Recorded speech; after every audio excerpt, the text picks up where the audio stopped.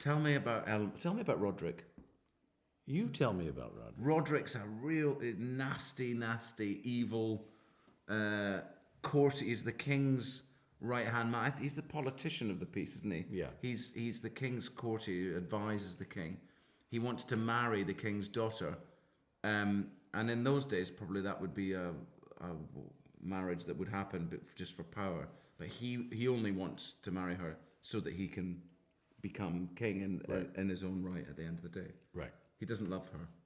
And I play Elmont, and I look after. You tell me what do I do? Well, Elmont is one of the heroes of the story. He's the most noble knight that there is, and he's protected the king and I guess the queen at one point, right before she died, right?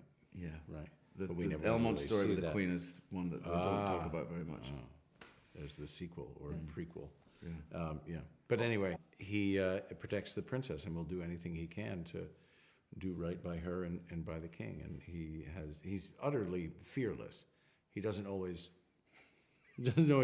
accomplish what he makes an attempt to, but luckily Jack's there to sort of pick up the slack.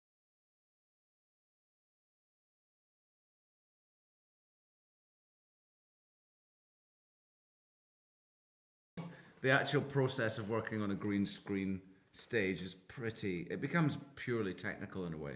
And we are instinctive, reactive beasts as actors. And you're having to imagine not only what might be there, but also what you're reacting against. What might they do? With another actor, you react off instinctively. You don't think about it. So that it's like a one-sided conversation when you're pretending to act with a giant. So it's complicated. It's very difficult, tedious, boring at times. It's much more interesting to work with another actor. You're getting something back, and each take can be different. It's a dialogue. It's an emotional exchange, whereas that becomes you sort of throwing out things emotionally into the ether, and you don't quite know what you're doing. But the people behind the scenes know what they're doing, and Brian sees very clearly what things are supposed to be. And then of course we see the final product and we get it. But during that process it's quite tedious and confounding sometimes.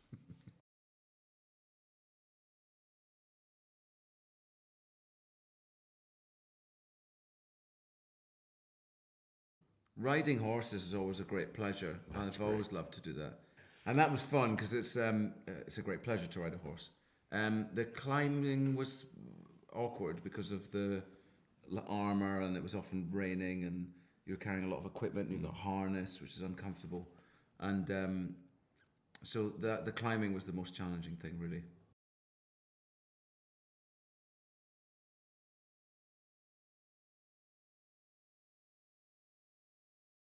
I think it's about confronting your fears.